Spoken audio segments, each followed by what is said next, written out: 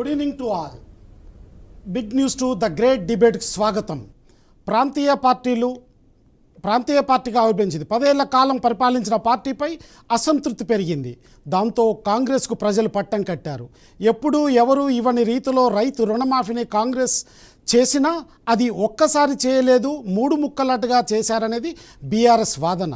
ఇది ఇలా ఉంటే మరోవైపు కాంగ్రెస్ కూడా కొన్ని ఆరోపణలు చేస్తుంది. రాజకీయ దర్పాన్ని పెంచుకునేందుకే బీఆర్ఎస్ పార్టీని బీజేపీలో విలీనం చేసేందుకే చర్చలు జరుగుతున్నాయన్న వాదనలు కాంగ్రెస్ వినిపిస్తుంది. ఇదే అంశంపై మన గ్రేట్ డిబేట్లో చర్చించే ముందు ప్రయత్నం చేద్దాం. డిబేట్లో పాల్గొనేందుకు లైవ్లో ఉన్నటువంటి వాళ్ళు కాంగ్రెస్ నుంచి సంధ్యారెడ్డి గారు, అలాగే బీఆర్ఎస్ నుంచి రజితారెడ్డి గారు, బీజేపీ నుంచి అమరేందర్నాథ్ గారు, తర్వాత సీనియర్ జర్నలిస్ట్ ఉప్పల లక్ష్మణ్ గారు, జయసరది సీనియర్ జర్నలిస్ట్ అతి త్వరలో లైవ్లో కలుస్తారు. ఇక్కడ విషయం ఏంటంటే, రాజకీయంగా మరి కాంగ్రెసు మరియు బీఆర్ఎస్లు ఎత్తుకుపై ఎత్తులు వేసుకునేటువంటి నేపథ్యంలోనే ఒక స్ట్రాటజీని బయటికి తీసుకొచ్చారు. ఈ స్ట్రాటజీలో భాగం ఏంటంటే, రైతు రుణమాఫీని మరి కాంగ్రెస్ ప్రభుత్వం 32,000 కోట్లు ఇచ్చామని చెప్పేసి కాంగ్రెస్ గవర్నమెంట్ చెప్తుంటే, కానీ బీఆర్ఎస్ గవర్నమెంట్ ఏముంటుందంటే, ఒక్కసారి ఇస్తానటువంటి డిసెంబర్ 9వ తారీఖు ఒక్కసారే ఇస్తానటువంటి ఈ రుణమాఫీ 3 ముక్కలాటగా 3 సార్లు ఇచ్చారు.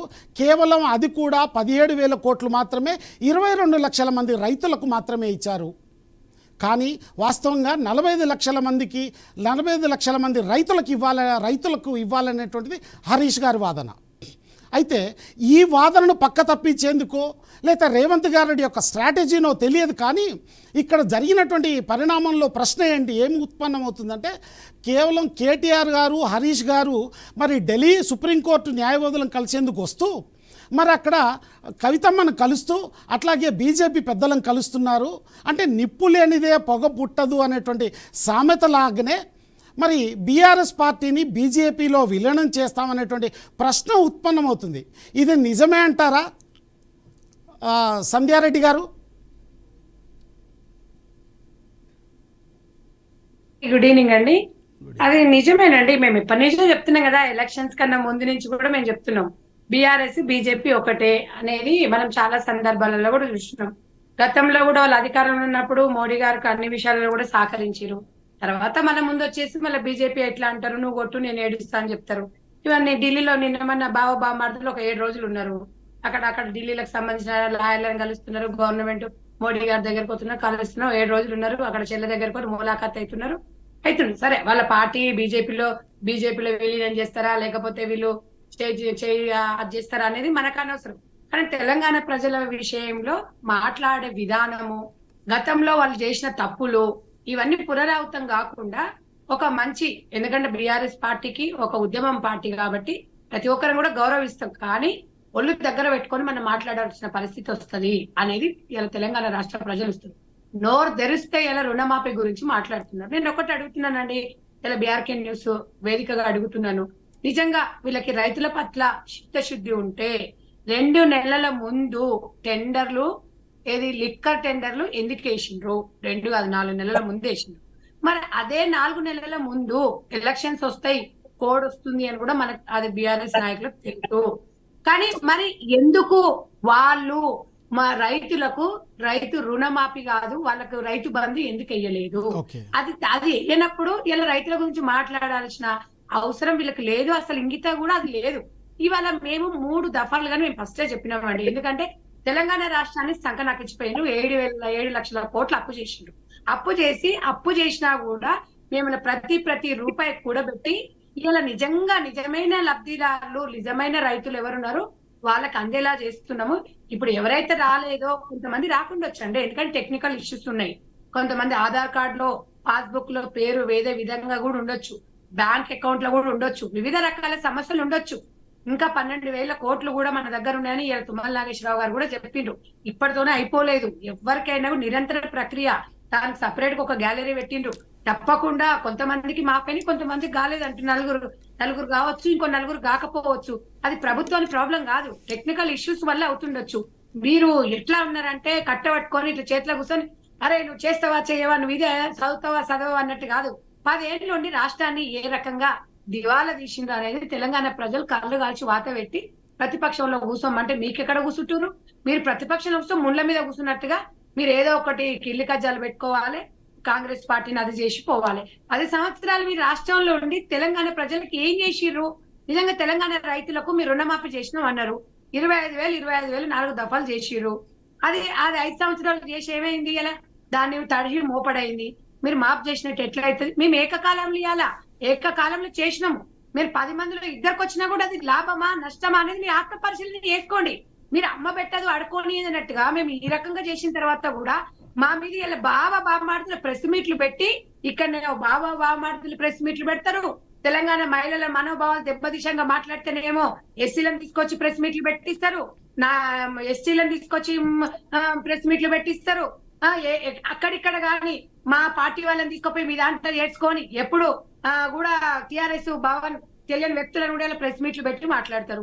మరి అంతకు ముందు అధికారంలో ఉన్నప్పుడు ఎస్సీలను ఎందుకు పట్టించుకోలేదు, ఎస్టీలను ఎందుకు పట్టించుకోలేదు, మహిళలను ఎందుకు పట్టించుకోలేదు? నేను ఏదేమైనా అండి 10 సంవత్సరాలు వీళ్ళు ఒక మాజీ మంత్రిగా ఉండి మాట్లాడేటప్పుడు కొంచెం ఒంటి మీద సోయిండి మాట్లాడాలి.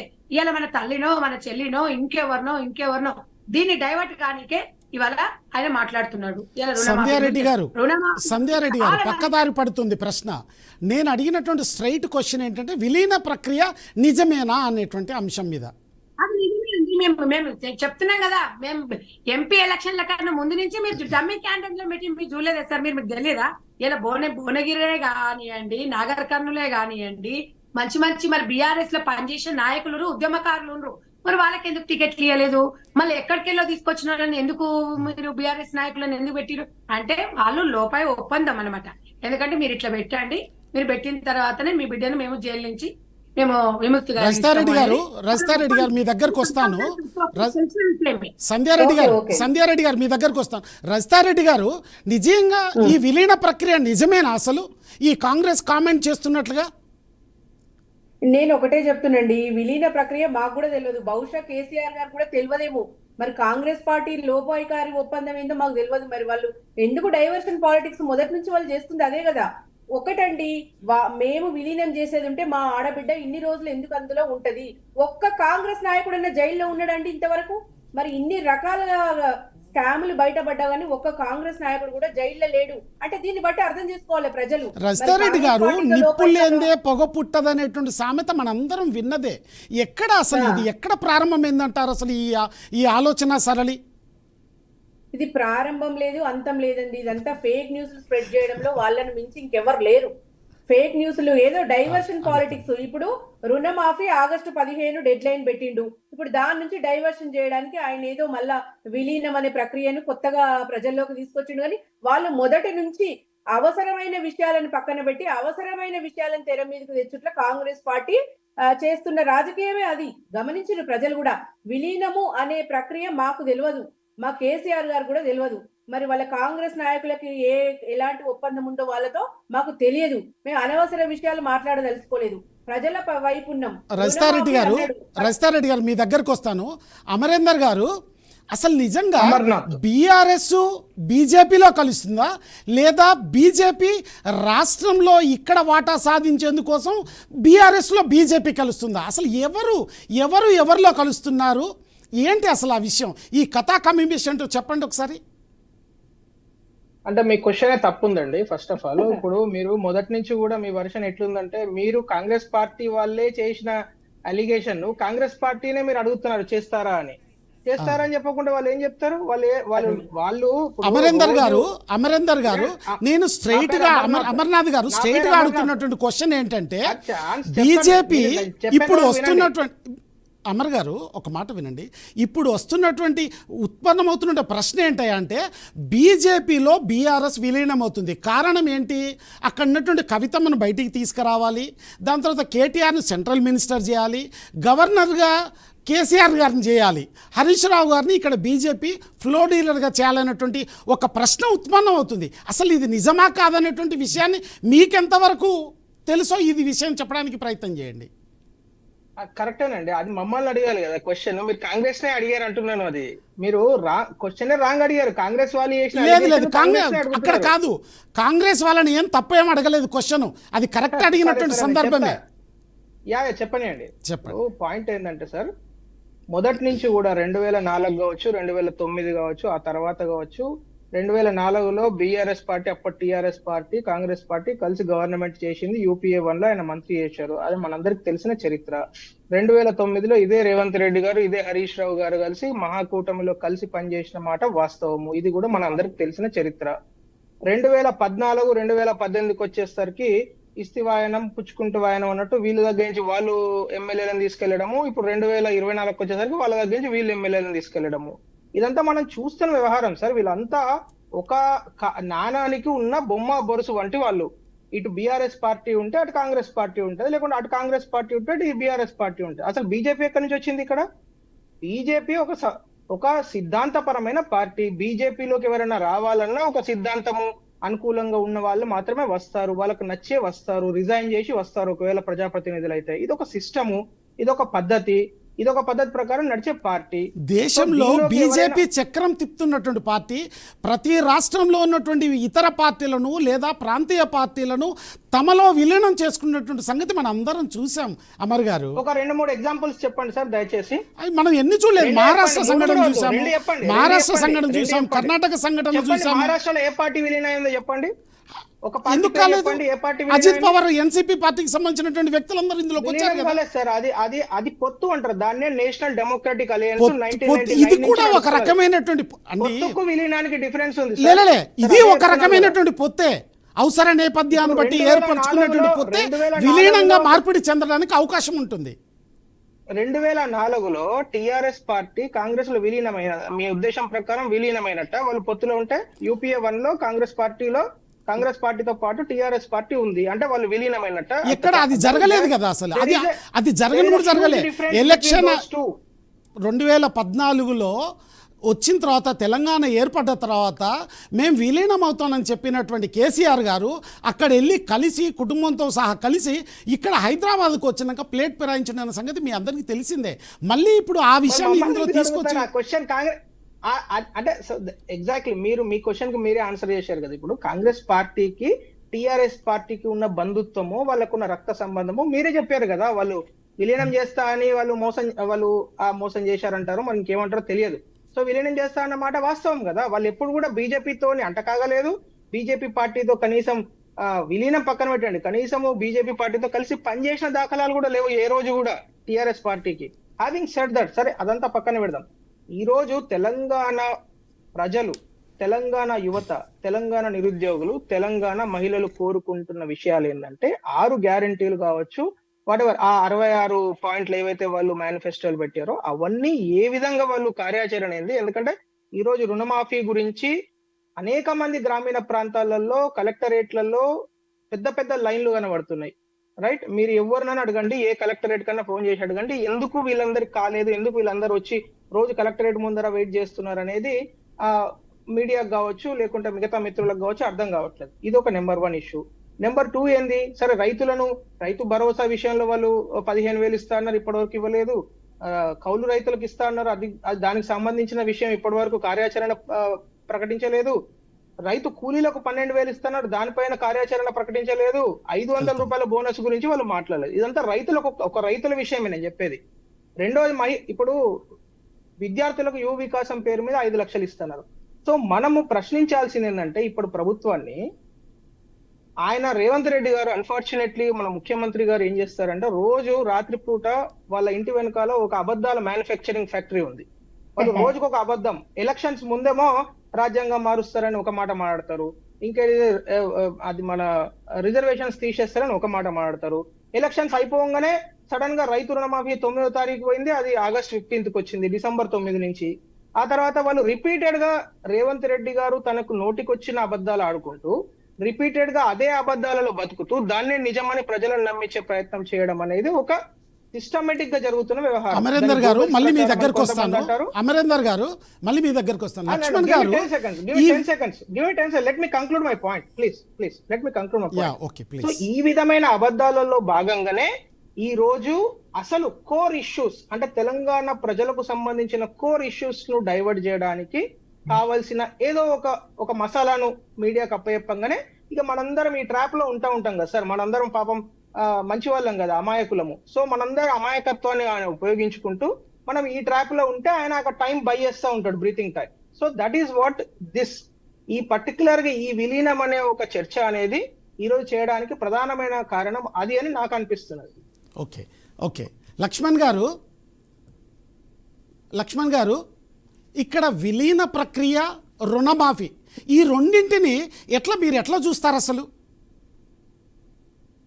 మనం రాజకీయాలు ముందు మాట్లాడుకోవాలనుకుంటే విలీన ప్రక్రియ చాలా బాధ్యత కదా. పదవిలో ఉన్నటువంటి ముఖ్యమంత్రి రేవంత్ రెడ్డి ఢిల్లీలో పత్రికా సమావేశంలో అది చిట్చాట్ కావచ్చు, ఏదైనా కావచ్చు, త్వరలో బీఆర్ఎస్ పార్టీ విలీనం అవుతుంది, ఇదిగో ఈ పదవులన్నీ వాళ్ళకు ఇస్తారు అని చెప్పాడు.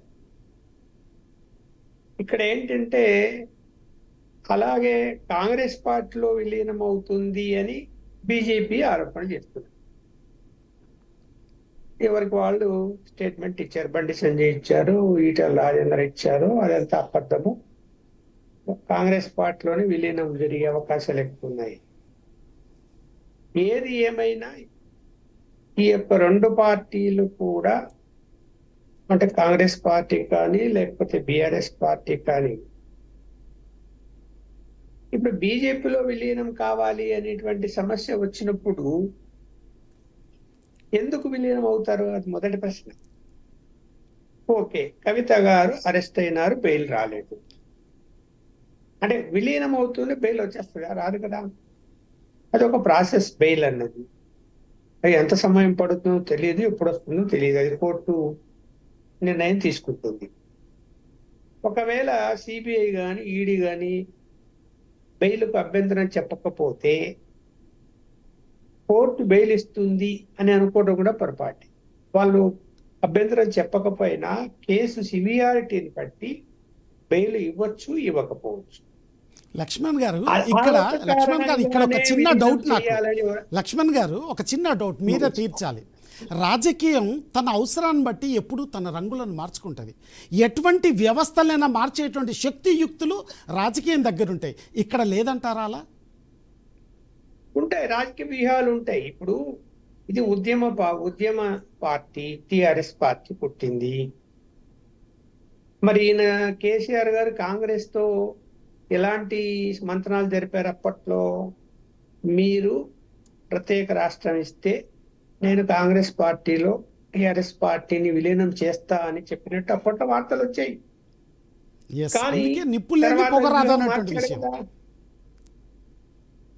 రాష్ట్రం విడిపోతూనే కాంగ్రెస్ పార్టీలో విలీనం చేయలేదు కదా, వ్యూహం మార్చాడు కదా, ప్రాంతీయ పార్టీగా కొనసాగాడు కదా. దట్టు 2 టర్ములు ముఖ్యమంత్రిగా ఆయన ఉన్నాడు కదా.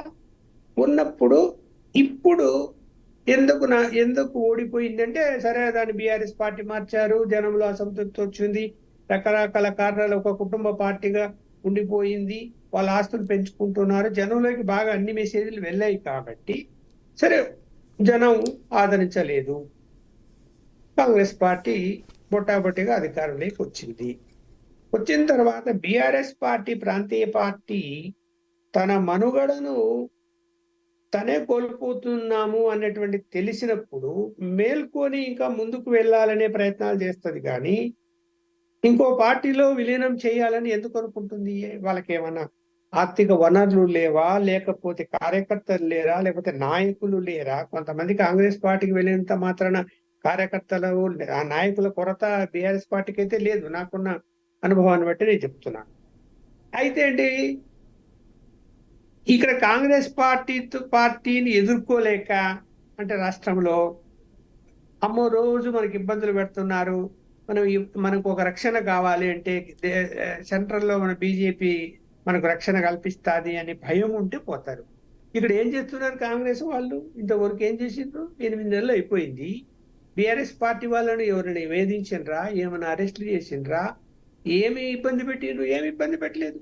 మామూలుగానే ఉన్నది. ఏదో కేసులు అన్నారు, ఇన్వెస్టిగేషన్ జరుగుతాయన్నారు, ఆరోపణ అన్నారు, ఏదో కమిటీ వేశారు, నడుస్తున్నాయి తప్ప ఆంధ్రప్రదేశ్లో లాగా రాజకీయాలు లేవు. ఇక్కడ వేధించడం లేదు, ఇబ్బందులు పెట్టడం లేదు. అంటే ఒక రాజకీయ శక్తి యొక్క కూతుర్నే కదా ఇబ్బంది పెట్టేది ఇక్కడ.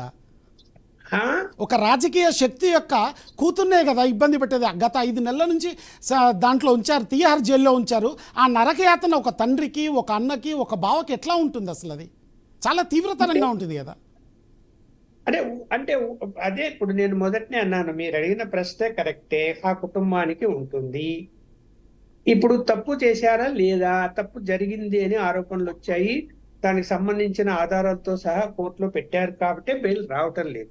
కోర్టు ఎలా ఉంటుందంటే కేసు పెట్టి అరెస్ట్ చేసిన తర్వాత బెయిల్ పిటిషన్ వేసినప్పుడు కౌంటర్ ఆరోపణ అంటే ఇన్వెస్టిగేషన్ ఏజెన్సీలు దానికి కౌంటర్ వేస్తాయి. బెయిల్ ఇవ్వాలన్నా ఇవ్వద్దా, ఇదిగో వాళ్ళ మీద ఈ ఆధారాలు ఉన్నాయి. ఆధారాలు లేకుండా అండర్ ఇన్వెస్టిగేషన్ అని చెప్పారనుకోండి ఇన్వెస్టిగేషన్ ఏజెన్సీ, కోర్టు ఏం చేస్తుంది, అరే ఆధారాలు చూపడం లేదు, అండర్ ఇన్వెస్టిగేషన్, ఎప్పుడు మీరు ఇన్వెస్టిగేషన్ చేస్తారని బెయిల్ ఇచ్చేస్తారు. ఇప్పుడు మీకు బెయిల్ రాలేదు అంటే ఆధారాలు కోర్టులో ఇచ్చారు, అది జడ్జి గారే స్వయంగా చెప్పారు ఆధారాలు ఉన్నాయని కోర్టులో కామెంట్ చేశాడు. లక్ష్మణ్ గారు మళ్ళీ మీ దగ్గరకు వస్తాను. కుటుంబంలో బాధపడడానికి సంబంధం ఏముంది? ఒక లక్ష్మణ్ గారు మళ్ళీ మీ దగ్గరకు వస్తాను.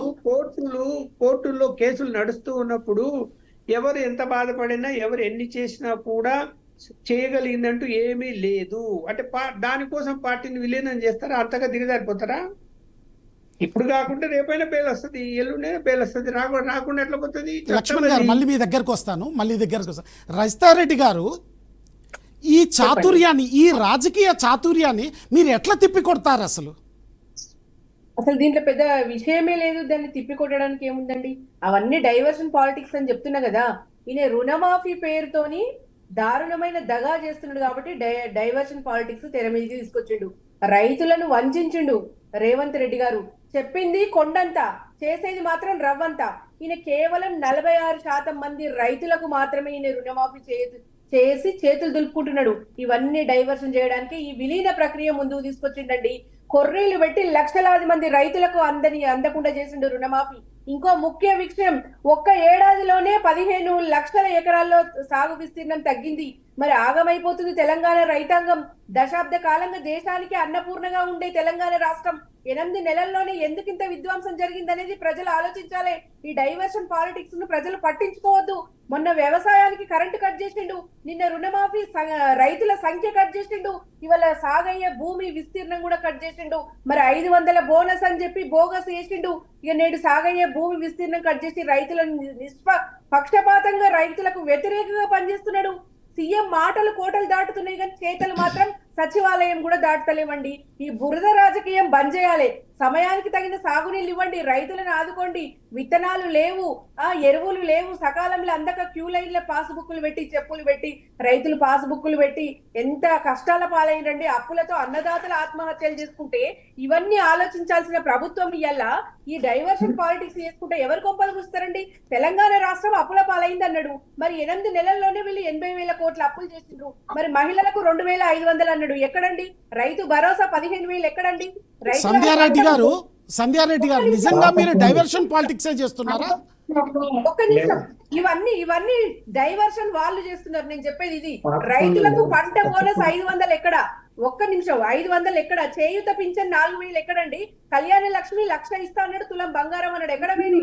యువ వికాసం, ఒక్క నిమిషం, యువ వికాసం 5 లక్షలు ఎక్కడ పోయింది?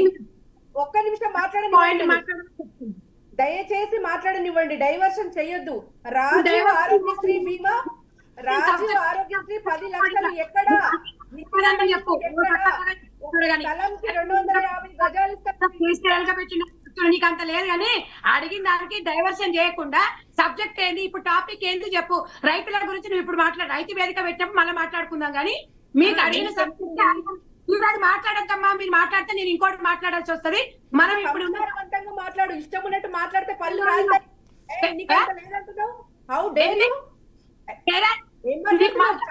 రజితారెడ్డి గారు, సంధ్యారెడ్డి గారు,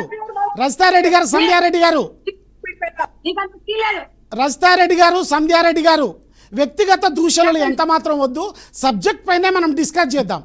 సంధ్యారెడ్డి గారు మీరు ఒక- సంధ్యారెడ్డి గారు మీరు ఒక మాట నేను సంధ్యారెడ్డి గారు మాట్లాడేటప్పుడు డైవర్ట్ అయ్యేటప్పుడు మీరు కంట్రోల్ చేయాలి. వాళ్ళు ఇష్టం. డెఫినెట్ గా అసలు డెఫినెట్ గా వాళ్ళ నేను అందుకే చెప్తున్నా, వ్యక్తిగత దూషణలు ఎంత మాత్రం వద్దు, వ్యక్తిగత దూషణలు వద్దు, సబ్జెక్ట్ పైనే ఉందాం మనం. మాట్లాడే టిఆర్ఎస్ నాయకులను మీరు గతంలో కూడా ప్రశ్నించినప్పుడు వాళ్ళు కరెక్ట్ ప్రశ్న చెప్పరు, దాట వేయడానికి టాపిక్ డైవర్ట్ చేస్తారు. ఆమెకి ఏమి సీన్ ఉందని మాట్లాడుతుంది. రైతు బంధు గురించి, రైతుల అంటే గురించి, మీరు- 500 గురించి వినండి. ఆ. మీరు ఒక్క మాట, మీరు కూడా అట్లా మాట్లాడద్దు, నేను చెప్పేది వినాలి. ఆమెకు అంత మాట్లాడే సబ్జెక్ట్ లేనప్పుడు లైవ్ మ్యూట్ లో పెట్టుకోవాలి. అంతేగాని వేరాజు డేరాజు ఈమెకి ఇంగ్లీష్ వస్తుందండి బెదిరిస్తే బెదిరుకోని కదా. లేదు లేదు, వ్యక్తిగత దూషణలు వద్దు, వ్యక్తిగత దూషణలు వద్దు. సంధ్యారెడ్డి గారు సబ్జెక్ట్ పైనే మాట్లాడదాం మనం. ఒకటే చెప్తున్నాను, ఆమెకి సబ్జెక్ట్ లేదు. ఇంతకు ముందు కూడా చాలా సందర్భాలలో సబ్జెక్ట్ లేకుండా లెఫ్ట్ అయిపోతది. అది ఆమె విజ్ఞత వదిలేస్తున్నా. నేను మాట్లాడుతున్నా, ఇప్పుడు అన్న వాళ్ళందరూ మాట్లాడిన దానికి నేను మాట్లాడుతున్నా. ఒక్కటేనండి, ఇవాళ ఆయన పార్టీని ముంచుకుంటాడా, తీసేసుకుంటాడా, లేకపోతే విలీనం చేసుకుంటాడా అని వాళ్ళ అంతర్గత విషయం, అది మనకు అనవసరం. మేం చెప్పేది మాత్రం అక్కడ తెలంగాణలో ఉద్యమం చేసేటప్పుడు ఉద్యమ నాయకులందరూ కలిసి వచ్చారు కేసీఆర్ గారితో. మరి వాళ్ళు ఎక్కడ ఎందుకు ఏకాక అయ్యారు అనేది ఆత్మ పరిశీలన వాళ్ళు చేసుకోవాలి. ఇలా 10 సంవత్సరాలు మీకు తెలంగాణ ప్రజలు ఒక్కసారి కాదు 2 సార్లు మీకు అవకాశం ఇచ్చిండు. తెలంగాణ ప్రజలకు 8 నెలల్లోనే ఇదంతా జరగదండి. ఈ అనావృష్టి మొత్తం జరగదు. ఈ పాపం అంతా బీఆర్ఎస్ తే. కాబట్టి నేను అనేది ఏంటంటే, ఇవాళ బిడ్డ కోసం తంటాలు పడుతుండు, కానీ కేసీఆర్ గారు తెలంగాణ ప్రజల కోసం ఆలోచిస్తారేమో అనేది చాలా మంది ఆలోచిస్తారు. సరే, బిడ్డ ఎట్లా జైలుకు పోయింది, ఇవాళ రేపో ఎప్పుడో ఒకసారి బయటకు వస్తారు, రారని కాదు. సంధ్యారెడ్డి గారు, సీఎం గారు పిఎం గారికి టచ్లోకి వెళ్తున్నారు. ఎందుకయ్యా అంటే, ఇక్కడ తను మొదట ఏబీపీలో వర్క్ చేశారు, దాని తర్వాత ఆర్ఎస్ఎస్లో వర్క్ చేశారు, దాని తర్వాత ఇప్పుడు బీజేపీలోకి వెళ్ళాలన్నట్టు కోరిక బలంగా ఉందన్నటువంటి మాటల్ని కేటీఆర్ గారు చెప్తున్నారు. ఇది ఎట్లా చూస్తారు మీరు అమర్ గారు? దానిలో చూసేది ఏం లేదండి, మా నుంచి ఏం రెస్పాన్స్ ఏముంటుంది దానిలో. ఇప్పుడు రేవంత్ రెడ్డి గారు ఈ రాష్ట్రానికి ముఖ్యమంత్రి, కాంగ్రెస్ పార్టీ పిసిసి ప్రెసిడెంట్ గా వారు ఎన్నికలకు వెళ్ళారు. వారికి ఈ ప్రజలు ఆ కేసీఆర్ పైన ఉన్న కోపానికో వ్యతిరేకతనో మొత్తానికి అట్లెట్లా చేసి కాంగ్రెస్ పార్టీని గెలిపించారు. సో ఇప్పుడు ఆయనకున్న ఏకైక పని ఏంటి అంటే, నెక్స్ట్ 4.5 సంవత్సరాలు స్టార్టింగ్ ఫ్రమ్ డిసెంబర్ 5 సంవత్సరాలు ఈ ప్రజలకు ఆయన ఏదైతే చెప్పిండో, ఏది చెప్పైతే ఎన్నికలకు వెళ్ళిండో అవన్నీ చేయడం ఆయన పని. ఫస్ట్ దాని మీద దృష్టి పెడితే చాలా మంచిగా ఉంటది. అంతేగాని ఆయన రోజుకు ఒక కొత్త విషయాలు, అంటే ప్రజలకు అవసరం లేని అంశాలను తీసుకొచ్చి ఒక మసాలా తయారు చేసి యూనో అదే పనిగా ఒకటి తర్వాత ఒకటి చేస్తుంటే అది మరి బోర్ కొడుతుంది. ఎందుకంటే this is very too early to get bored of this person. 6 నెలలు 8 నెలలకే పర్సన్ బోర్ కొట్టిండు అనుకోండి, ఇక 5 సంవత్సరాలు ఎట్టుకుంటాడు, ఎగ్జాస్ట్ అయిపోతారు. అంటే రాజకీయంలో ఎత్తులకు పై ఎత్తులు వేయడం అనేది సహజమే కదా రాజకీయంలో. అసలు దీనిలో ఎత్తు లేదు, పై ఎత్తు లేదు. ఇప్పుడు ఆయన ఏం చేసేది ఉండే, రుణమాఫీ చేసిన వెంటనే ఆయనకు నిజంగా కాన్ఫిడెన్స్ ఉండుంటే, రుణమాఫీ చాలా చక్కగా జరిగింది అని గిట్ట ఆయనకు కాన్ఫిడెన్స్ ఉండుంటే ఆయన వెంటనే స్థానిక ఎన్నికలకు నగారం మోగించాల్సింది. ఎందుకంటే స్థానిక ఎన్నికల సమయం అయిపోయి కూడా దాదాపు 4-5 నెలలు దాటిపోయింది. సో దాని విషయంలో ఆయన కాన్సన్ట్రేట్ చేస్తాడేమో అని మేమందరం ఊహించారు. దట్ ఈస్ ఎత్తుకు పై ఎత్తు. ఈ విలీనము ఇదంతా ఎవరు ప్రజలకు ఏం పడుతుంది సార్? ఇప్పుడు మీకైనా నాకైనా సామాన్య జీవికి ఏం కావాలి? రోజువారీ విషయాలు సరిగ్గా ఉన్నాయాలా? ఇప్పుడు హైదరాబాద్ లో వర్షం పడితే నీళ్లు ఆగకుండా వెళ్ళాలి, అదొక very common bear minimum expectation of any urban citizen. అది జరగట్లేదు. అట్లాంటి బేసిక్ అర్బన్ సిటిజన్ కావచ్చు, రూరల్ సిటిజన్ కావచ్చు, బేసిక్ ఎక్స్పెక్టేషన్స్ ఉంటాయి. రోజు వాటర్ రావాలి, రోజు చెత్త ఎత్తాలి, ఇంతే కదా సార్. అది వదిలిపెట్టేసి రైతు రుణమాఫీ గురించి సరే వారు ఇప్పుడు చెప్పారు, చాలా బాగా చేస్తాము, అద్భుతాలు చేస్తాము, సృష్టిస్తామని చెప్పారు, సృష్టించలేకపోయినారు. దాన్ని ఫస్ట్ కరెక్షన్ చేసుకోవాలి కదా. ధరణి గురించి మాట్లాడారు, దాని గురించి కరెక్షన్ చేసుకోవాలి. ఏదైతే ఎక్కడైతే పొరపాట్లు జరిగి ఉన్నాయో, ఇంతకుముందు ప్రభుత్వం పొరపాట్లు చేశారు. 10 సంవత్సరాల విధ్వంసం సార్ ఇది ఒక రోజులో జరిగిన విధ్వంసం కాదు, 10 సంవత్సరాల విధ్వంసము. దాన్ని మొత్తం రిపేర్ చేయాలి అంటే చాలా చాలా కాన్సన్ట్రేషన్ తో అదే మీరు పూర్తి స్థాయిలో ఒప్పుకుంటున్నట్లే అమర్ గారు, మీరు పూర్తి స్థాయిలో ఒప్పుకుంటున్నట్లే కదా. విధ్వంసం 10 సంవత్సరాల విధ్వంసం జరిగిందనేటువంటి మాటని మీరు ఒప్పుకుంటున్నట్లే కదా. 100% మేమే కదా సార్ ఫస్ట్ పోరాటం చేసింది. ఇప్పుడు బండి సంజయ్ గారే కదా ఫస్ట్ ఆయన ప్రెసిడెంట్ గా ఉన్నప్పుడు రోడ్ల మీదకి వెళ్ళి రైతు కళ్ళలలో ఫైట్ చేసింది. ఆయన తర్వాత రేవంత్ రెడ్డి గారు వచ్చారు. ఇప్పుడు ఈటల రాజేందర్ గారు ఎన్నికలకు వెళ్ళినప్పుడు 2021లో మరి అలాంటప్పుడు రేవంత్ రెడ్డి మీలో కలుస్తాను అంటే మీరు కాదంటారా? అసలు ఇప్పుడు రేవంత్ రెడ్డి ఎవరు సార్ కలవడానికి? కాంగ్రెస్ పార్టీ అనేది జాతీయ పార్టీ, నాకు తెలిసినంత వరకు జాతీయ పార్టీ అది. అవును. మరి ఇంకేమైనా మారిపోయిందో ఈ మధ్య కాలంలో నాకు తెలియదు. అది జాతీయ పార్టీ, దానికి సంబంధించిన నిర్ణయాలు ఎవరు తీసుకుంటారు అనే విషయంలో నాకు తెలిసినంత వరకు వారు జాతీయ అధ్యక్షుడు తీసుకుంటాడు. రేవంత్ రెడ్డి గారు మరి కలుపుతారా కలపరా అనేది నాకైతే రేవంత్ తెలియదు. రెడ్డి అట్లా పార్టీని జరుగుతుంది. విలీనం చేయడం కాదు ఇక్కడ నేను అన్నటువంటి ప్రశ్న. అంటే రేవంత్ రెడ్డికి గతంలో బీజేపీతో సన్నిహిత సంబంధాలు ఏబీపీ ఆర్ఎస్ఎస్ ద్వారా ఎట్లయితున్నాయో అదే సన్నిహిత సంబంధాలను బీజేపీతో కలుపుకోవడానికి, బీజేపీలో నిలుపుకోవడానికి తను ఈ రకంగా చేస్తున్నానని కేటీఆర్ ఇస్తున్నటువంటి మాటలు ఇవి. సార్ నేను మీకు ఈ రోజు అంటే పత్రికా ముఖంగా నేను ఒక విషయం చెప్పాలనుకున్నా. ఇంతకు ముందు అది మీడియాలో కూడా వచ్చింది. రేవంత్ రెడ్డి గారు before joining Congress party he wanted to join BJP అని అప్పట్లో కొన్ని వార్తలు వచ్చాయి. అప్పుడు ఏం జరిగింది మీరు ఒకసారి జ్ఞాపకం చేసుకుంటే, అప్పుడు అట్లాంటి వార్తలు చాలా వచ్చినాయి. ఏది before joining Congress party TDP నుంచి. అప్పుడు బీజేపీ ఆ వ్యక్తిని అంటే అప్పుడు ఒక వ్యక్తిగా ఉన్న ఒక కార్యకర్తగా ఉన్న రేవంత్ రెడ్డి గారు నోటుకు ఓటు కేసులో జైలుకు వెళ్లి వచ్చిన కారణంగా వారిని జాయిన్ చేసుకోవాలనేది కూడా కొన్ని మీడియా పత్రికలలో వచ్చింది. అప్పుడు ఆ వార్తలు కూడా వచ్చినాయి. సో దానిలో నిజం ఎంత ఉందో అబద్ధం ఎంత ఉందో నేను అథెంటికేట్ చేయలేను కానీ, సో అది కూడా వన్ ఆఫ్ ది రీజన్స్ అయి ఉండొచ్చు. వారికి నోటుకు ఓటు కేసు ఉంది, ఇంకేదైనా కేసులు ఉండొచ్చు. అమర్ గారు మళ్ళీ మీ దగ్గరకు చాలా వస్తాను. మంది అంటున్నారు. అమర్ గారు ఇవన్నీ మళ్ళీ మీ విషయాల దగ్గరకు దృష్ట్యా వస్తాను. భారతీయ జనతా పార్టీలో అమర్ గారు. జాయిన్ చేయడానికి ఒప్పుకోకపోవచ్చు అంటున్నాను నేను. అమర్ గారు ఓకే, అమర్ గారు మళ్ళీ మీ దగ్గరకు వస్తాను. జయసారథి గారు, ఇక్కడ విలీన ప్రక్రియ అనేటువంటి అంశం రాష్ట్రంలో కోడెక్కుస్తుంది. అది నిజమా అబద్ధమా అనేటువంటి విషయాన్ని పక్కన పెడితే, మరి ఇప్పుడు ఈ రుణమాఫీ యొక్క విషయాలన్నింటినీ పక్కకు తప్పించేందుకు మాత్రమే కేవలం ఈ విలీన ప్రక్రియ అనేటువంటి అంశం వచ్చిందా? ఎట్లా మీరు దీన్ని ఎట్లా ఎనలైజ్ చేస్తారు? అంటే శ్రీనివాస్ గారు, అంటే ఇది యాక్చువల్ కూడా పొలిటికల్ గేమ్ లో భాగంగా ఎస్, రాజకీయ పార్టీలు పరస్పరం చేసుకుంటున్న ఆరోపణలు. అది వాస్తవంగా జరగదు. వాళ్ళందరికీ ఉన్నటువంటి డిబేట్ లో పాల్గొంటున్న వారందరికీ కూడా తెలుసు, ప్రజలకు కూడా అర్థమైతే ఇవాళ రేపు ప్రజలందరికీ కూడా హ్యాండీలోకి న్యూస్ వస్తూ ఉంది మొబైల్ కారణంగా. బట్ వాళ్ళు కూడా అంచనా వేసుకోగలుగుతారు. అంత ఈజీగా ప్రజల్ని తప్పుదో పట్టిస్తాము అంటే ఇది తప్పది. వాటన్నిటికీ ఆన్సర్ ఉంటుంది వాళ్ళు. కాకపోతే వాళ్ళు ఇప్పుడిప్పుడు మాట్లాడకపోవచ్చు, ఎలక్షన్ రోజే వాళ్ళు దానికి ఆన్సర్ ఇవ్వచ్చు. బట్ ఒకసారి రాజకీయ పార్టీలో ఆలోచించుకోవాల్సిన అవసరం ఏంటంటే, ఒకటి మొదటి నుంచి కూడా కాంగ్రెస్ పార్టీ ఏం చేస్తా ఉందంటే బీఆర్ఎస్ బీజేపీ ఒకటే అనేటువంటి విషయాన్ని ఎస్టాబ్లిష్ చేయడం ప్రయత్నం చేసినాయి. మొన్నటి ఎన్నికల్లో కొంత మేరకు సక్సెస్ అయ్యిండ్రు కూడా. మొత్తం మేరకు ఆ బీఆర్ఎస్ బీజేపీ ఒకటే, అందుకే కవితను అరెస్ట్ చేయలేదనేటువంటి అభిప్రాయాన్ని వాళ్ళు తీసుకురాగలిగింది. వాళ్ళు దానివల్ల కొంత బీఆర్ఎస్ పార్టీకి నష్టం జరిగినటువంటి మాట వాస్తవం. ఎందుకంటే లిక్కర్ కేసులో వాళ్ళని అరెస్ట్ చేయట్లేదు, లేదా ఆ కాళేశ్వరం కేసులో అరెస్ట్ చేయట్లేదు, ఇంకే మిషన్ భగీరథలు అవినీతి జరిగింది అరెస్ట్ చేయట్లేదు. ఇలాంటి అన్ని అంశాల విషయం లోపల కాంగ్రెస్ పార్టీ రెండు పార్టీలు ఒకటే అనేటువంటి విషయాన్ని తీసుకురావడంలో సక్సెస్ అయింది. దానివల్ల బీఆర్ఎస్ పార్టీకి ఎన్నికల్లో నష్టం జరిగింది మాట వాస్తవం. కానీ దాని తర్వాత అరెస్ట్ అయిన తర్వాత దానికి ఫుల్ స్టాప్ పడే అవకాశం ఉంటుంది. ఎవరైనా నాకు తెలిసి ఎవరైనా కూడా సొంత బిడ్డను అరెస్ట్ చేసినటువంటి సందర్భంలో ఏ పార్టీ అయితే అరెస్ట్ చేసిందని చెప్పి వాళ్ళ చెప్తా ఉన్నారు, ఆ పార్టీతో పోయి కలిసి ఆ పార్టీలో విలీనమైనటువంటి పరిస్థితి ఉంటుందా? అంత దిగజారిన పరిస్థితి ఉంటుందా? లేకపోతే కేసీఆర్ గారు లాంటి వ్యక్తి, అంటే కేసీఆర్ కు చాలా మైనస్లు ఉండొచ్చు, కానీ కేసీఆర్ ఫైట్ చేసిన 40 ఏళ్ళుగా సుదీర్ఘంగా రాజకీయంగా ఉన్నటువంటి వ్యక్తి సొంతంగా పార్టీ పెట్టి పెద్ద స్టార్ ఇమేజ్ ఉన్నటువంటి నేతలే సక్సెస్ కానటువంటి తరుణంలో రజనీకాంత్, చిరంజీవి ఇలాంటి వాళ్ళంతా కూడా, రజనీకాంత్ బ్యాక్ అయిపోయింది. చాలా మంది బ్యాక్ అయిన పరిస్థితుల్లో దాదాపు పార్టీని పెట్టి సక్సెస్ అయ్యి ఒక 10 ఏళ్ళు అధికారంలో చేసిన తర్వాత అంత అది ఈజీగా పోయి అందులో కలుపుతారంటే రాజకీయ అవగాహన లేని వ్యక్తులు మాట్లాడినట్టే ఉంటుంది తప్ప వాళ్ళు ఏదో పొలిటికల్ గా ఇష్యూ డైవర్ట్ చేయడానికి, చర్చ జరపడానికి. ఒక ఆయనేమో కేసీఆర్ కేంద్ర మంత్రి అవుతాడు, కేటీఆర్ ముఖ్యమంత్రి అవుతాడు, లేదా కేటీఆర్ కేంద్ర మంత్రి అవుతాడు, ఈయన గవర్నర్ గా పోతాడని చెప్పేసి రేవంత్ రెడ్డి గారు అంటే, దానికి కౌంటర్ గా కేటీఆర్ గారు ఈయన అమెరికా ప్రెసిడెంట్ అవుతాడు, లేకపోతే ఈయన బీజేపీతో సంబంధాలు ఉన్నాయి, బీజేపీ ప్రధానిని పెద్ద అన్నాడు అని చెప్పేసి ఆయన మాట్లాడచ్చు.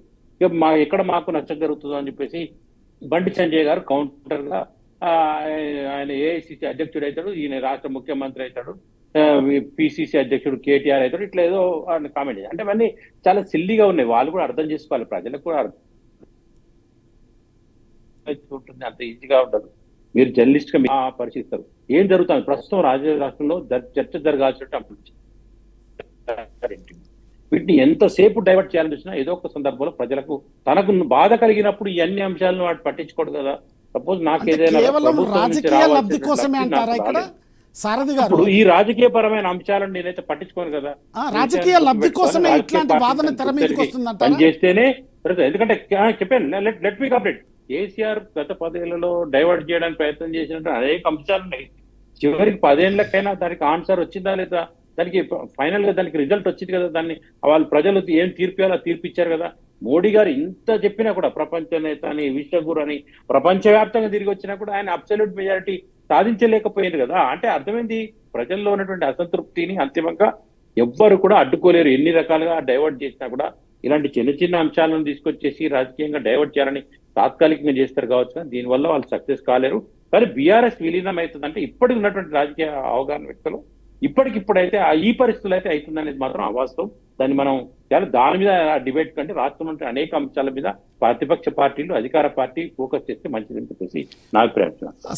మన సంధ్యారెడ్డి గారు, కేవలం ఇక్కడ చేస్తున్నటువంటి వాదన రాజకీయ లబ్ధి కోసం మాత్రమే కాంగ్రెస్ ఇట్లాంటి వాదనని తెర మీదకి తీసుకొచ్చింది అన్నటువంటి అంశం కూడా ఎనాలిసిస్ దగ్గర నుంచి బయటకు వస్తుంది. అసలు మీరు దీన్ని ఎట్లా సమర్థించుకుంటారు?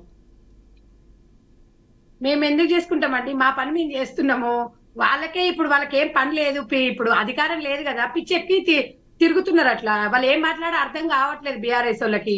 మాకేందంటే తెలంగాణ ప్రజలు మాకు ఎంత పెద్ద పని చెప్పిండ్రండి. మాకు చాలా మేము ఇచ్చిన ఇప్పుడు వాళ్ళకి రేషన్ కార్డులే కానివ్వండి, చాలా పెండింగ్లు ఉన్నాయి. పిల్లలకు ఉద్యోగాలు ఇవ్వాలి, మహిళలకు ఇచ్చిన హామీలు నెరవేర్చుకోవాలి. ఒక్కొక్కటి 1 by 1. మొన్నటి వరకు కోడ్ ఉంది, తర్వాత ఈ మధ్యలో అవన్నీ జరుగుతా ఉన్నాయి. ఎంపీ ఎలక్షన్స్ ఉన్నాయి, ఇవన్నీ జరిగినాయి. ఇప్పుడు మనము మహిళల కోసం కానీ యువత కోసం కానీ స్కిల్ డెవలప్మెంట్ మీకు చూసిండు కదా, మన స్కిల్ యూనివర్సిటీ కూడా మనం ఏర్పాటు చేసినాం కాబట్టి దాన్ని కూడా ప్రారంభిస్తున్నాం. ఏదైనా ఇప్పుడు ఈ రోజు అనగానే ఏ పార్టీ కూడా ఈ రోజు చెప్పంగానే రేపే అమలుకి రాదండి.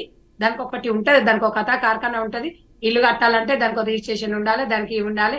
ఇవన్నీ ప్రతి ఒక్కటి కూడా చాలా ఇల్లు ప్లాట్ కొనగానే అయిపోతుందా, ఇల్లు కొనాలంటే దానికి ఒక కథా కార్ఖానా ఉంటది. వీళ్ళు ఇష్టానుసారి కాదు, వీళ్ళన్నా అనకపోయినా మా పని మేము చేస్తామండి.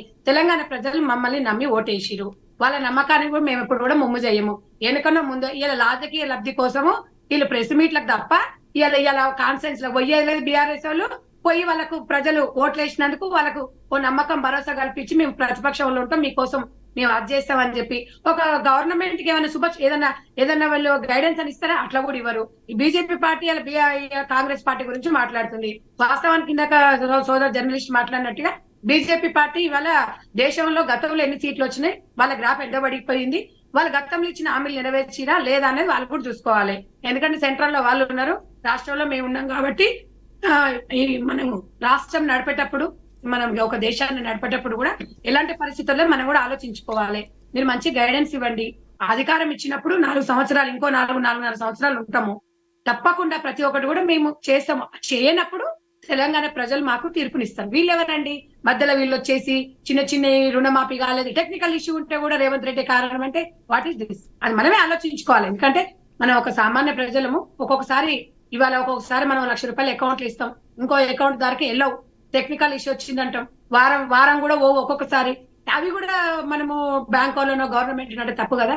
కాబట్టి రుణమాఫీ అనేది చాలా పద్ధతిగా జరుగుతుంది. ప్రతి ఒక్క హామీలు నెరవేరుస్తాం. మేము ఏది నెరవేర్చుకుంటే వెళ్తా ఉన్నాం. 8 నెలల్లో మేము ఇప్పటికీ హామీలు నెరవేరుస్తూనే ఉన్నాము.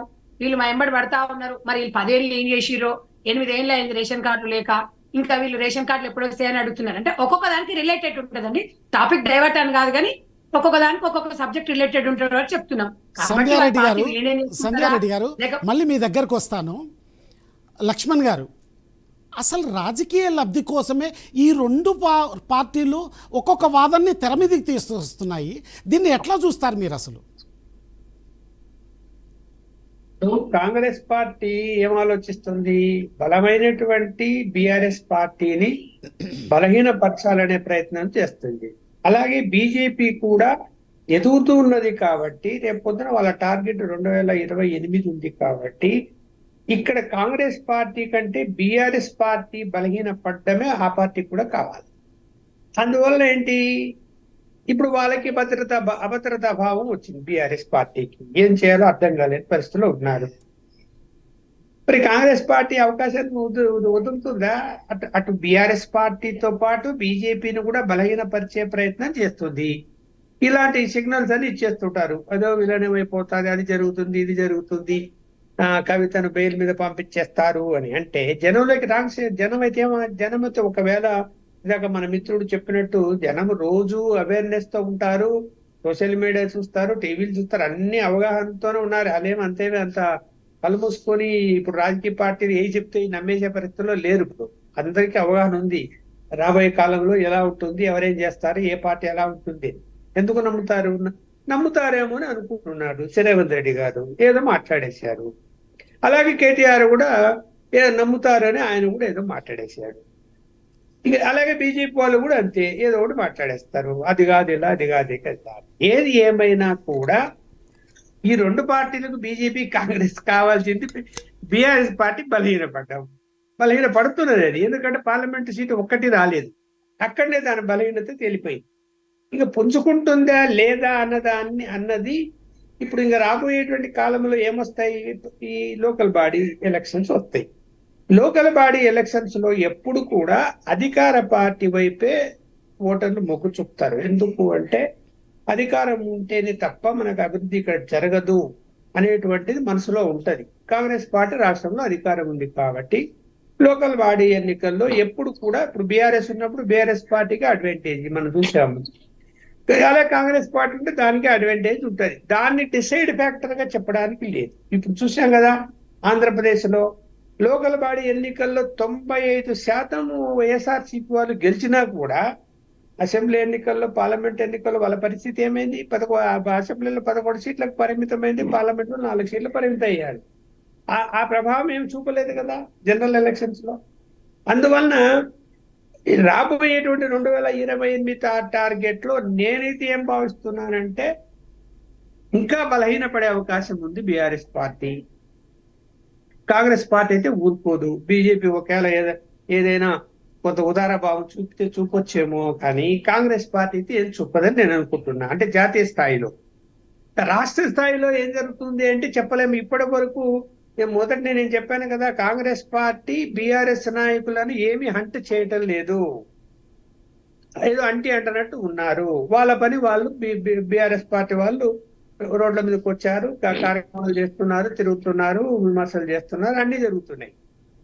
ఇక్కడ పెద్దగా అవినీతి జరిగిందని ఆరోపణ చేసిన కాంగ్రెస్ పార్టీ ఎన్నికల ముందు మరి ఏమైపోయింది ఆ అవినీతి అంతా? ఇవాళ ఎక్కడ ఎందుకు బయట పెట్టలేకపోతున్నారు? ఎక్కడెక్కడ ఇప్పుడు కాళేశ్వరం అన్నారు, దాని మీద విచారణ ఏమైనా జరుగుతున్నది? అవినీతి మీద జరగటంలే. అవినీతి మీద విచారణ వేయలే ఇంతవరకు. జరిగిందా లేదా? మరి జరిగిందని ఓని ఆరోపణ చేశారు కదా. అలాగే అనేక అంశాల్లో ఇప్పుడు మిషన్ భగీరథ అవినీతి జరిగిందన్నారు, చాలా వాటిల్లో అవినీతి జరిగిందన్నారు, కానీ ఏమీ విచారణలు ఇంతవరకు ఏం ప్రారంభించలేదు, ఎలాంటి ఫిర్యాదులు లేవు. మరి మేడిగడ్డ అది కుంగింది కాబట్టి టెక్నికల్ గా దాని మీద ఎంక్వైరీ కమిటీ వేశారు, అది అవినీతి సంబంధించింది కాదు. అందులో ఏమైనా అవినీతి కూడా రేపొద్దున విచారణలో వస్తుందేమో, వచ్చిన తర్వాత ఎస్టాబ్లిష్ అయితే అది ఏమైనా ఇన్వెస్టిగేషన్ ఏజెంట్లకు ఇస్తారేమో చూడాలి. మరి అంటే ఉదారంగా ఎందుకు వెళ్తున్నట్టు అంటే బీఆర్ఎస్ పార్టీ నుంచి నాయకులను తమ వైపు తిప్పుకునే ప్రయత్నంలో భాగంగా, అయ్యా మీ జోలికి రాము, మీరు మా పార్టీ వైపు రాండి, మీరు తప్పులు చేసినా పర్వాలేదు అనేటువంటి పద్ధతిలో ఇప్పటికే 100 మంది తీసుకున్నారు. మరి ఒకప్పుడు విమర్శ చేసినటువంటి లక్ష్మణ్ గారు గతంలో బీఆర్ఎస్ పార్టీ కూడా అట్లాగే కాంగ్రెస్ కు సంబంధించినటువంటి ఎమ్మెల్యేలు తీసుకున్న సంఘటన కూడా చూసాం కదా మనం. అదే చెప్తున్నా నేను, ఇప్పుడు మీరు వింటారా? అదే నేను చెప్తున్నా. ఇప్పుడు బీఆర్ఎస్ పార్టీ కూడా కాంగ్రెస్ పార్టీని మొత్తం సిఎల్పినే విలీనం చేసుకుంది. సిఎల్పినే లేదు అలా బీఆర్ఎస్ పరిపాలనలో. అంటే ఇక్కడ ఫిరాయింపుల చట్టంలో ఉన్నటువంటి ఏదైతే లూప్ హోల్స్ ఉన్నాయో దాన్ని ఉపయోగించుకుంటున్నారు, అన్ని రాజకీయ పార్టీలు ఉపయోగించుకుంటున్నారు. ఇప్పుడు రాజకీయ పార్టీలను చూసి ఫిరాయింపుల చట్టమే భయపడుతుంది. ఇప్పుడు ఇక్కడ జరుగుతున్నది ఏంటంటే చూడండి, ఒక పార్టీ మీద నైతిక విలువలు కూడా ఉండాలి కదా. కొంచెమన్నా ఒకప్పుడు ఉన్నాయి, ఇప్పుడు లేవని అనుకున్నా కూడా టిఆర్ఎస్ పార్టీ మీద గెలిచి అసలు రాజీనామా చేయకుండా ఎమ్మెల్యేగానే ఉంటూ కాంగ్రెస్ పార్టీ మీద ఎంపీకి పోటీ ఎలా చేస్తారండి దానం నాగేందర్? ఏమన్నా నైతికలు మీద ఉన్నాయా? కొంచెమన్నా ఉన్నాయా? ఇవాళ అది కోర్టు వరకు వెళ్ళింది వ్యవహారం. కోర్టు ఏం నిర్ణయిస్తుందో తెలియదు, మనకు చూడాలి. ఈ కాంగ్రెస్ పార్టీ వాళ్ళు ఇప్పుడు సిఎల్పి 23rd చట్ట ప్రకారం విలీనం కావడం వేరు, పార్టీలోనే ఉంటూ వేరే పార్టీలోకి చేరడం అనేది వేరు. ఇప్పుడు అఫీషియల్ రికార్డులో వీళ్ళు కాంగ్రెస్ నుంచి వెళ్ళిపోయిన వాళ్ళు ఈ యొక్క శాసనసభ రికార్డులో వాళ్ళు వాళ్ళు బీఆర్ఎస్ పార్టీ ఎమ్మెల్యేలుగానే ప్రకటించాలి తప్ప కాంగ్రెస్ ఎమ్మెల్యేలుగా ప్రకటించడానికి అవకాశం లేదు. అంటే బీఆర్ఎస్ పార్టీ ఎమ్మెల్యేలుగానే ఆ లిస్టులోనే వాళ్ళ పేర్లు ఉంటాయి, కానీ కాంగ్రెస్ పార్టీ ఎమ్మెల్యేలుగా చెలామణి అవుతుంటారు. వాళ్ళ మీద యాంటీ డిఫెక్షన్ బిల్ ఇప్పుడు ఇవన్నీ చర్యలు తీసుకోవాలంటే స్పీకర్ తీసుకోవాలి. స్పీకర్ ఎవరు? ఏ పార్టీ? అధికార పార్టీ. ఎందుకు తీసుకుంటాడు? తీసుకో. అందువల్ల కోర్టు వరకు పోయింది ఇష్యూ. ఇంత అంటే రాజ్యాంగం ఎలా ఉన్నా కూడా అప్పట్లో ఇంత ఇవన్నీ జరుగుతాయని ఆలోచించి ఉండకపోవచ్చేమో కానీ ఇప్పటికైనా కేంద్రంలోని బీజేపీ వాళ్ళు కూడా ఇలాంటి ఫిరాయింపులు ప్రోత్సహిస్తూ కొన్ని రాష్ట్రాల్లో పరిపాలన చేసుకొచ్చారు. కానీ ఈ ఫిరాయింపుల చట్టాన్ని ఇంకా కఠినంగా చేయాల్సిన అవసరం ఉంది. ఒకవేళ పార్టీ మారాలని నీకు స్వతంత్రత ఉంటే నువ్వు రాజీనామా చెయ్యి, ఇంకో పార్టీలోకి పోయి మళ్ళీ పోటీ చేసుకో. అలా కాకుండా అదే పార్టీలో ఉంటూ ఇంకొక పార్టీలోకి వెళ్ళిపోవడం అన్నది అది కరెక్ట్ అయిన విధానం అయితే కాదు. ప్రజలు ఏ పార్టీని చూసి ఓటేశారు? పలానా పార్టీని, ఆ పార్టీ మీద ఓటేశారు. నువ్వు ఎట్లా పార్టీ మారుతావయ్యా ప్రజల అభిప్రాయానికి భిన్నంగా? దీన్ని అన్ని పార్టీలు ఆలోచించాల్సిన అవసరం ఉంది. సరే, ఇప్పుడు మరి పూర్తి మెజారిటీ మాకు లేదు, మేము ఏదో కఠినమైన చట్టాలు తేవాలంటే అని బీజేపీ చెప్పొచ్చు అక్కడ, ఎందుకంటే పార్లమెంట్ లో లక్ష్మణ్ గారు మళ్ళీ మీ దగ్గరికి వస్తాను. జయసారథి గారు, ఇక్కడ భారతదేశ సాంప్రదాయం అంతా కూడా సెంటిమెంట్కి సంబంధించినటువంటిది. పిల్లల విషయంలో అసెంబ్లీ సాగుతుంటే గత 8 నెలల నుంచి కేసీఆర్కు అసెంబ్లీకి వచ్చినటువంటి పరిస్థితులు కేవలం ఒక్కసారి మాత్రమే, అది బడ్జెట్ సందర్భంలో. తన కూతురు సెంట్రల్ జైల్లో, తీహార్ జైల్లో ఉండి ఇబ్బందులు పడుతుందంటే తండ్రిగా తన బాధ్యతను నిర్వర్తించినటువంటి పరిస్థితి. కేవలం అన్నయ్య బావలు మాత్రమే అక్కడికి వెళ్తున్నారు. అక్కడికి వెళ్ళి అక్కడ సుప్రీంకోర్టు న్యాయవాదులతో మాట్లాడుతున్న సందర్భంలో రాజకీయ లబ్ధి కోసం కావచ్చు, మరొక లబ్ధి కోసం కావచ్చు, ఆపోనెంట్ ఏదైతే పాలకపక్షం ఉందో ఆ పాలకపక్షం నిందేస్తుంది. హైదరాబాద్ ఇక ఢిల్లీకి వచ్చింది ఎందుకే అంటే వీళ్ళు కేవలం బీజేపీ పెద్దలను కలిసేందుకే అన్నటువంటి విషయాన్ని మీరు ఏ రకంగా చూస్తారు అసలు? చేద్దాం. అంటే రాజకీయంగా ఆరోపణ చేస్తారు. రాజ్యాంగం ఏంటంటే మనం ఇంతకుముందు కూడా చెప్పినట్టే బీఆర్ఎస్ పార్టీని కార్నర్ చేయడానికి రెండు పక్షాలు కూడా, అటు కాంగ్రెస్ పార్టీ ఇటు బీజేపీ రెండు ప్రయత్నిస్తున్నాయి. ఒకటి ఎందుకంటే బీఆర్ఎస్ టార్గెట్ చేయడంలో సారథి గారు కంక్లూడ్ చేయండి, అందులోనే కంక్లూడ్ చేయండి. కంక్లూడ్ చేశాను. బీఆర్ఎస్ ను టార్గెట్ చేస్తున్నాయి రెండు కూడా. ఎందుకు అంటే ఒకటి ఏంటంటే బీఆర్ఎస్ ను వీక్ చేయడం ద్వారా వీలైనంత మందిని ఎమ్మెల్యే, అంటే బీఆర్ఎస్ ప్రత్యామ్నాయంగా చూస్తోంది కాంగ్రెస్ పార్టీ. ఇప్పటికి బీజేపీని ఫోకస్ చేయలేదు, బీజేపీని పెద్దగా పట్టించుకున్నట్టు కామెంట్ చేస్తున్నట్టు చేయట్లేదు, లైట్ తీసుకుంటాను. ఎందుకంటే బీఆర్ఎస్ కాకుండా బీజేపీ టార్గెట్ వచ్చింది అనుకోండి ఫోకస్ లోకి, చాలా తొందరగా ఎమ్మెల్యేలు బీఆర్ఎస్ నుంచి బీజేపీలోకి చేరిపోయే అవకాశం ఉంది. బీజేపీ ఎంత బలపడితే అంత తొందరగా రేవంత్ రెడ్డి ప్రభుత్వానికి కూడా థ్రెట్ వచ్చే అవకాశం ఉంది. ఎందుకంటే దేశవ్యాప్తంగా బీజేపీ ప్రభుత్వం కనీస బలం లేకపోయినప్పటికీ కూడా చాలా రాష్ట్రాల్లో సొంతంగా అధికారంలోకి వచ్చింది. అరుణాచల్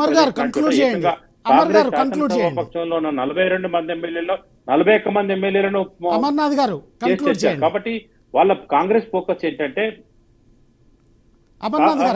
అందుకే అంటే కార్నర్ చేయడం ఉద్దేశం ఏంటంటే రేవంత్ రెడ్డి తనను కాపాడుకోవడం కోసం కార్నర్ చేస్తున్నాడు.